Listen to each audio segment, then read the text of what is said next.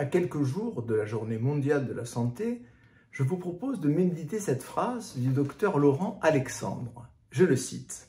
« Grâce à ces révolutions concomitantes de la nanotechnologie et de la biologie, chaque élément de notre corps deviendra ainsi réparable, en partie ou en totalité, comme autant de pièces détachées. » Le docteur Laurent Alexandre a fait fortune en revendant en 2008 un site d'automédication, le site Doctissimo, qu'il avait co-créé. Il a revendu ce site 139 millions d'euros au groupe Lagardère et la moitié de cette somme est tombée dans son escarcelle.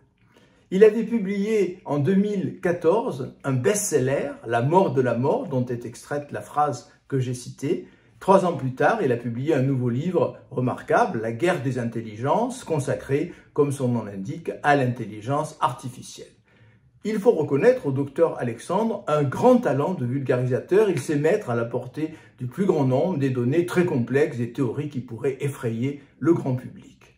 Dans La mort de la mort, il se déclare tout à fait étonné de l'indifférence que nous manifestons à l'égard de la plus grande révolution de notre histoire qui est en train de se préparer. Cette révolution, elle est contenue dans 4 lettres, les 4 lettres N, B, I, C.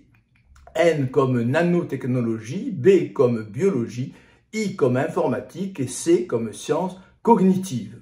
Nous commençons à assister à ce que les spécialistes appellent la grande convergence NBIC, et c'est de la synergie entre ces 4 disciplines que on pourra espérer le recul, voire la disparition même de la mort chez les individus que nous sommes.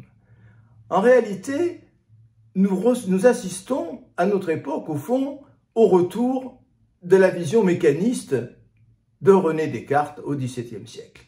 Le corps est considéré comme une machine composée de pièces séparées les unes des autres et à la manière des pièces d'une machine, ces pièces, on peut les transformer, les réparer, les modifier, les améliorer. Nous sommes donc dans ce que les spécialistes nomment le transhumanisme.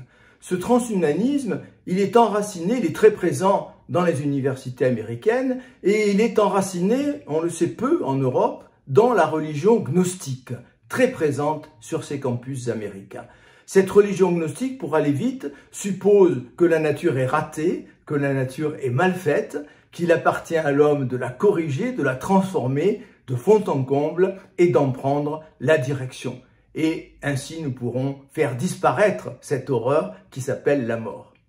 On pourrait dire d'une certaine manière qu'une course de vitesse a commencé, elle est en plein déroulement, cette course de vitesse, entre les individus raisonnables, ceux qui sont conscients de la fragilité de la nature, de la fragilité du corps, de la fragilité de la vie, entre les individus qui ont une conscience écologique pour aller vite, et les transhumanistes qui nous promettent la disparition de la mort et la transformation complète de l'humain. Il est certain que de cette course de vitesse dépendra en grande partie l'avenir de l'humanité.